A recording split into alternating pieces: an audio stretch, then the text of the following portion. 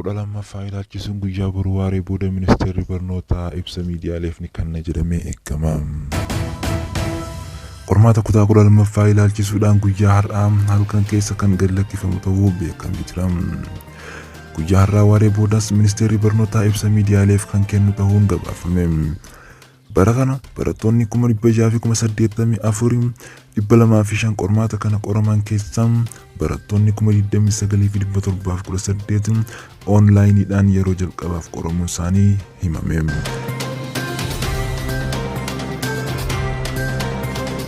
Qormaata kutaa 12ffaan halkan wiixataa kana akka gad lakkifamu ministeerri barnootaa gabaasee jira. Qormaata bara kanaa kan adda isa godhu onlaayinii fi bifa waraqaatiin kennamuun kan eegale yoo ta'u biyya keenya Itoophiyaadhaaf kan jalqabaa ta'uun ni beekama. Kaarikulamiin haarawni erga hojiirra oolee booda barattoonni darbaa jiran baay'een gadaanaa ta'uun kan yaadatamu ta'us kan bara 2016 kun kan duriin adda ta'uun isaa eegamaa jira.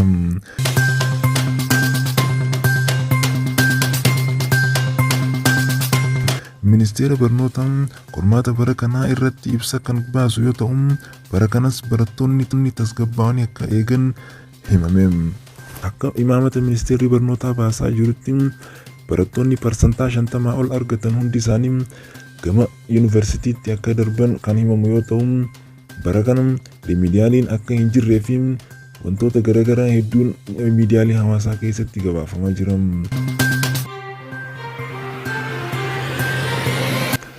Ibsaarra waaree booda baasu kanarra ilaalchisuudhaan barattoonni fuuldura isaanii beekuudhaaf akkasumas wantoota godhamuu qabu hundaaf akka of qopheessan asumaan dhaamsaa himanii jiru. Ibsaarra waaree booda kennamu kan hunda isaan barattoonni akka hordofanii hojiirra oolfatan gabaafaman. Barattoonni qabxii isaanii ilaallachuu barbaadan hundi isaanii maarsariitii ministeerri barnootaa ergee hunda keessa seenuudhaan ilaallachuu akka danda'an himame.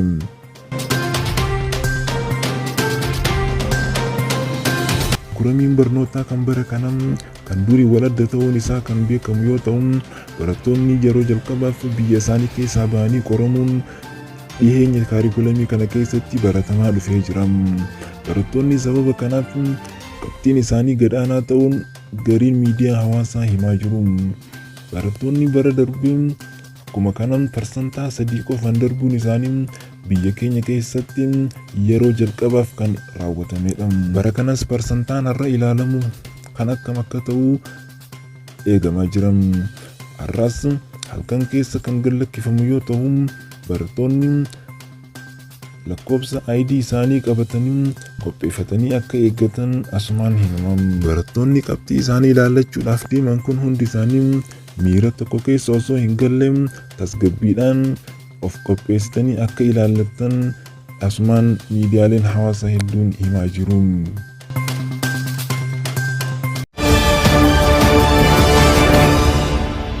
Ajajaan waraana Itoophiyaa Fiild Maarshaal Birhaanuu Juulaan Masriin durii qabee diina Itoophiyaati jechuudhaan waamanii Itoophiyaa waliin muddama kan seente Soomaaliyaanis biyya diina ganamaa Itoophiyaa jedhan waliin gaanfa Afrikaatti sochii sirrii hin taane keessa seente jechuun qeeqanii jiru.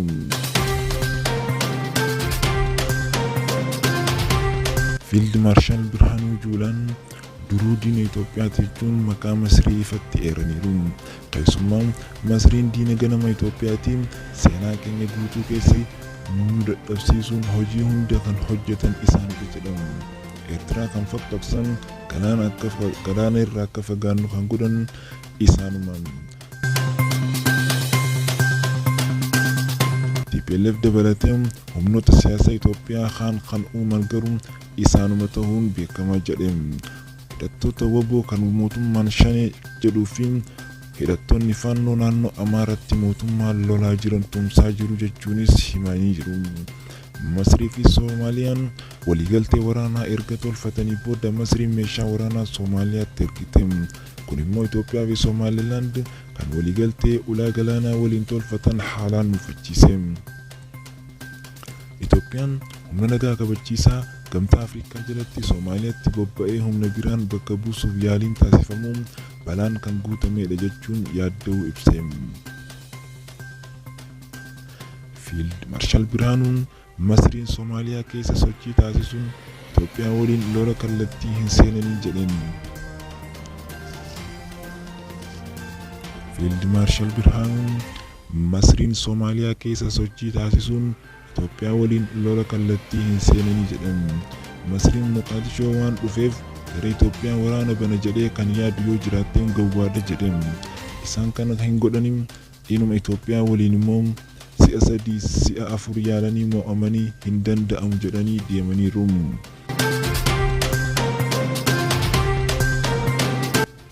Soomaaliyaan loltoonni Itoophiyaa bahanii loltoonni Masrii Soomaaliyaa akka seenan barbaaduun ishee Itoophiyaa kan mufachiise. Soomaaliyaan Itoophiyaa waliin amantii, aadaa fi afaaniin tokkodha kan jedhan Fiild Maarshaal Birhaanuun aangawoonni Soomaaliyaa bulchan diinota Itoophiyaa fagoodhaa harkisanii fidaa uummata obbolaa ta'an lamaan akka wal lolaa jiraatan carraaqqii taasisanii jedhe. Ajajaan waraana Itoophiyaa Soomaaliyaan diinota ganamaa Itoophiyaa irraa deeggarsa faayinaansii, leenjii fi meeshaa waraanaa fudhachaa si'a 3 ol biyya keenya weerarteetti jechuun waraana kana dura ture eeranii jiru. Aangawoonni Soomaaliyaa imaammata daangaa babal'ifannaa qopheessanii Itoophiyaa weeraruuf carraaqqiin irra deddeebiin taasisanis osoo hin milkaa'in hafaniiru jechuun Fiild Maarshaal Birhaanuun dubbate. Ta'us biyya Soomaaliyaan rakkoorra buusanii waggaa 30 ol maraamartoo keessa galchaniiru jedhe.